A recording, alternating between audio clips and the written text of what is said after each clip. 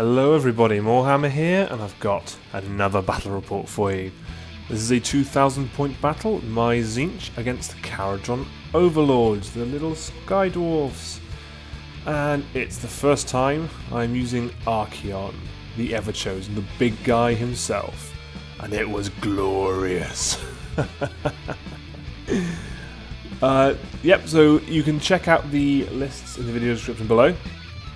This is the list that I took to Heat 2, the Games Workshop Grand Tournament Heat.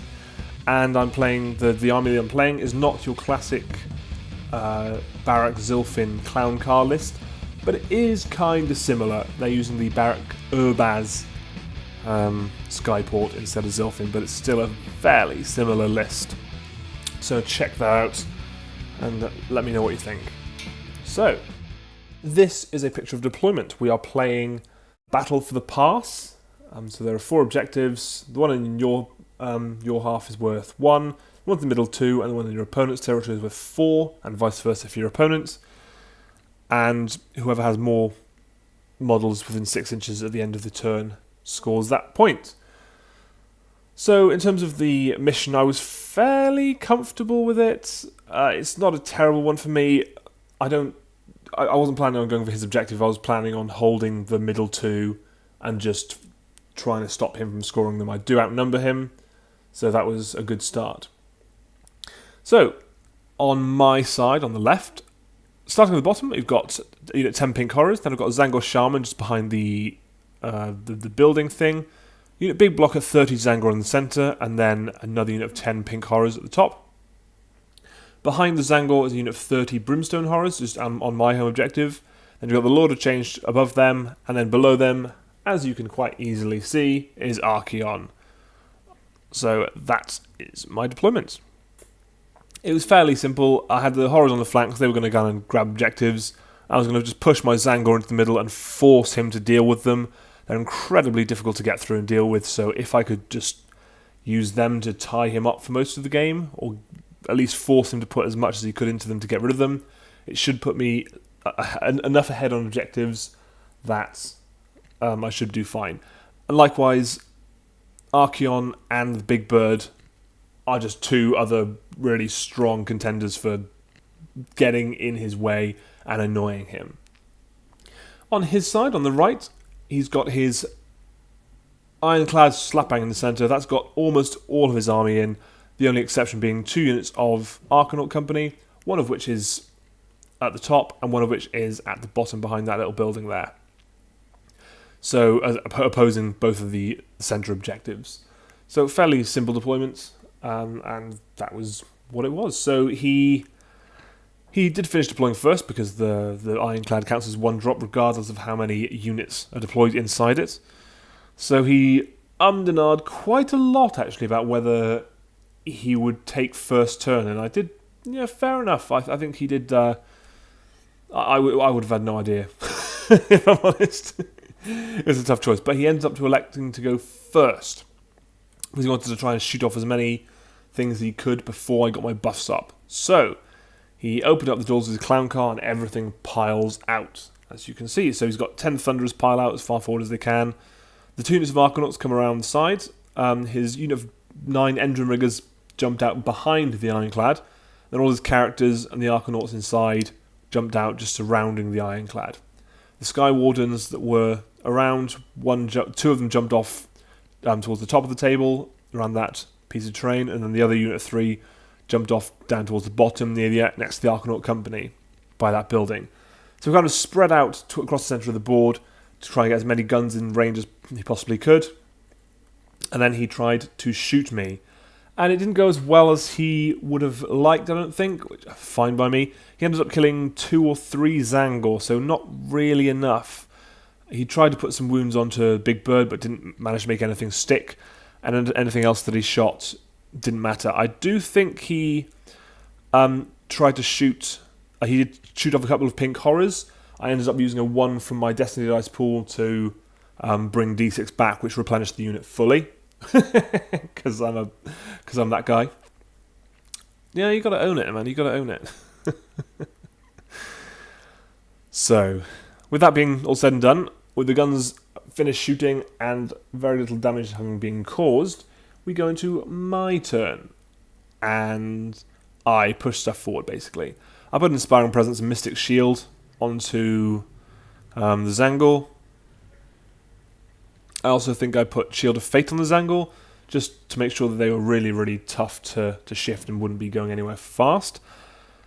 The only unit I managed to really get onto an objective is Archaon. He managed to get within 6 inches of the objective in the centre of the board, just so I'll be able to score that. Even if I couldn't get a charge in with them. The Tzaangor ran down the centre. Because he deployed his Thunderers slightly out, I managed to get my Tzaangor just about within, I think, 11 or 12 inches of the Thunderers. So a long bomb charge could have been possible, which would have been ideal. Other than that, not a whole lot happened. Most of my spells were out of range. My shooting is largely non-existent, but my pink horrors were out of range, as were my Brimstone Horrors. So we go straight into the charge phase. And it was hilarious. I used, well, I say hilarious, not for me it was. I used a 6 and a 5 for my Destiny dice pool to push my Tzaangor into close combat with his Grundstock Thunderers. So turn 1, bam, get my Tzaangor straight into them, which is fantastic. Quite happy about that. Equally, Archaon managed to get a charge in on the Arkanaut Company, which is also kind of fun.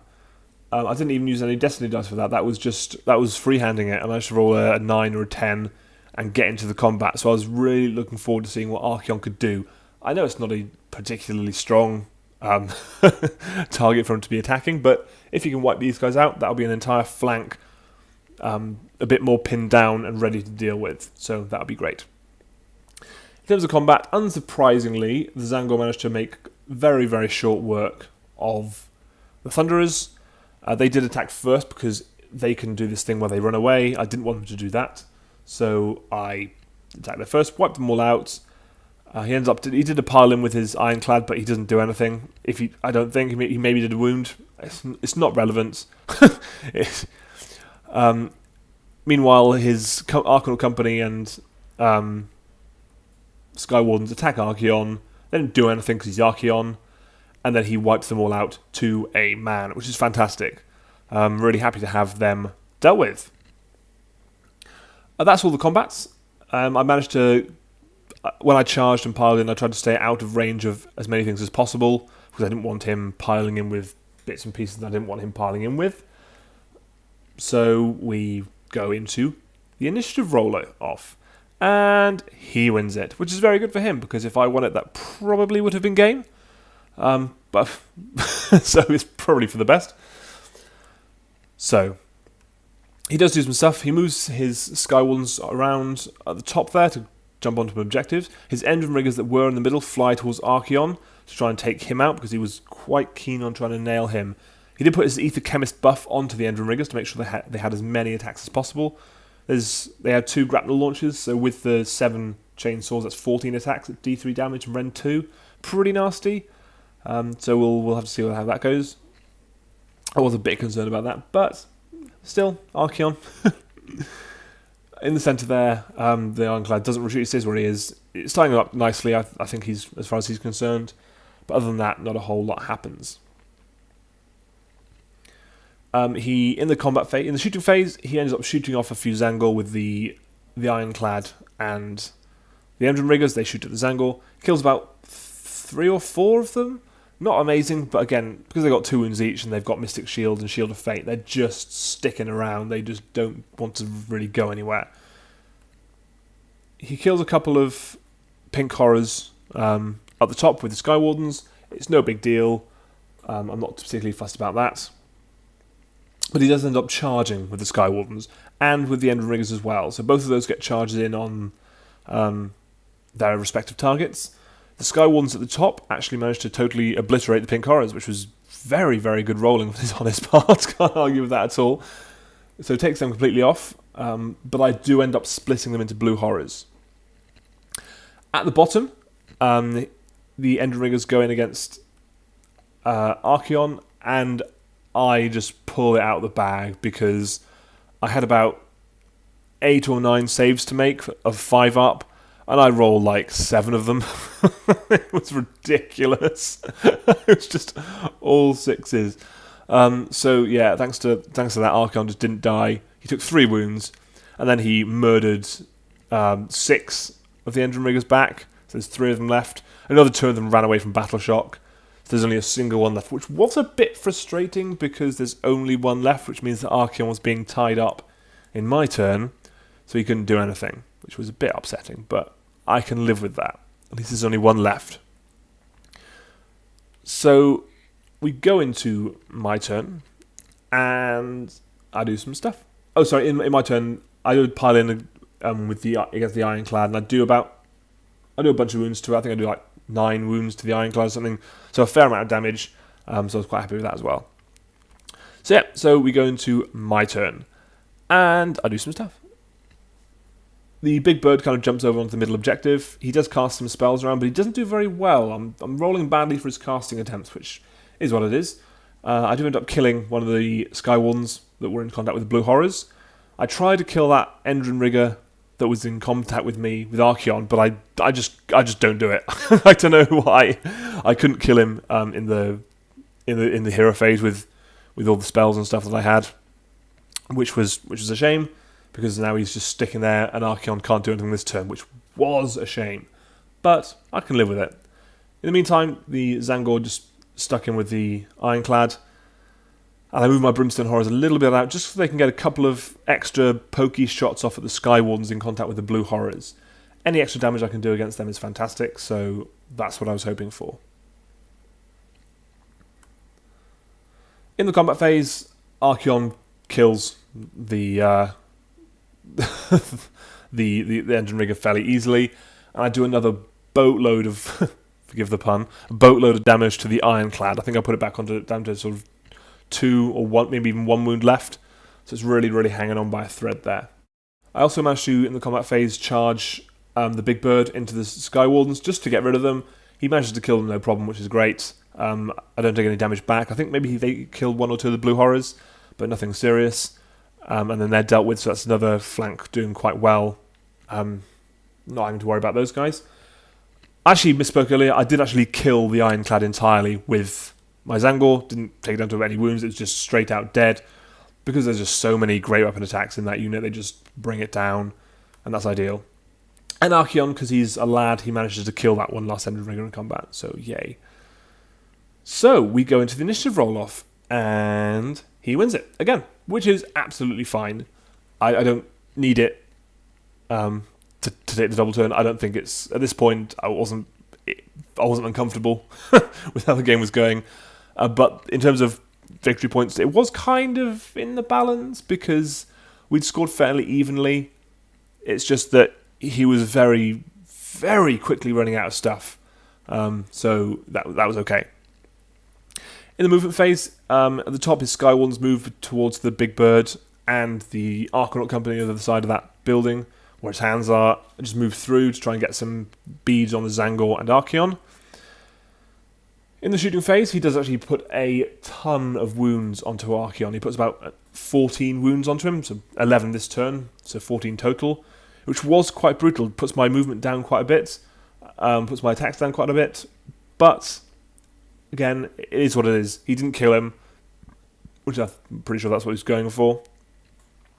And so that was ideal. I couldn't really fault him there. In terms of the combat, he just doesn't have the staying power to deal with the Tzaangor. I pile in, but because I'm trailed out behind where the Ironclad was, I can't really get that many Tzaangor into combat. So it was a very protracted, long, difficult combat where I was only getting a handful of attacks each.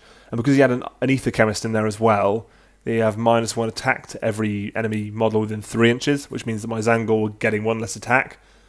And they kind of rely on the high number of attacks to really do the damage. Especially when he's got sort of 3 and 4 up save characters mixed in there. They're just really difficult to get through with not enough attacks. So it's quite a long, difficult combat. But, you know, we pile in, we attack, and we see what we can do. Then we go to my turn, and it's kind of brutal. The big bird shoots off the Aether-khemist, so he's no more. Cast some spells at the Arkanaut Company, and a couple of them are dealt with. I try to get in with Archaon, but I fail because I'm too far away. I just can't get my base to fit in the gap where between all of the different units. It would have been too much of a long charge, so he just kind of stands there in the middle. Big Bird charges the Skywardens at the top and manages to wipe them out. And the Tzaangor, now that they are no longer under the influence of the Aether-khemist, and there's still a good 11 or 12 of them left, they completely murder all of the remaining Arkanaut Company. And then plus Battle Shock, they run away. Nothing more they can do. And there you have it. There is no more Kharadron Overlord units on the board. And I managed to score more points than him, or will do by the end of the game. Even at this point, I was above him slightly by points, but nevertheless, there's nothing left on the board. So it's quite a brutal tabling, and there you have it. It's another victory for the Tzeentch, Disciples of Tzeentch, now led by Archaon. Yeah. So quite a decent start for the big guy himself. This was the first time I used this army before the heat. I didn't actually take any pictures during the heat, so you're not going to get battle reports of them, but I might put together kind of a quick overview of what happened there, just to fill you guys in on how the army did in the rest of the games. But in this game, it's the first time I used it. Very, very effective. It's just so difficult to deal with the Tzaangor and Archaon and the Lord of Change and the support pieces that it seems to just perform really well. He didn't really know where to shoot. He was splitting up his fire, but because so many of the different units are so tough, it just seems like you're not making any headway until late game. But by that point, they've killed you. So, always been really enjoying using Tzaangor with my Tzeentch Arkanites, so it's nice to have them in a kind of a mixed army.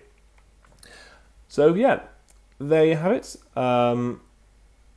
If you enjoy the battle report, let me know. Give the video a thumbs up. That's helps me, I think. I don't know. I don't really know how it works. But yeah, so if you liked it, let me know. Leave a comment below. You can follow me on Twitter at @morewargames. At Moarhammer. And you can follow me on Instagram as well, at Moarhammer88. And you can also email me at morewargames@gmail.com. So shoot me an email if you want to. That's absolutely fine. So there you have it. Thanks very much for listening, and I'll see you again soon for another battle report.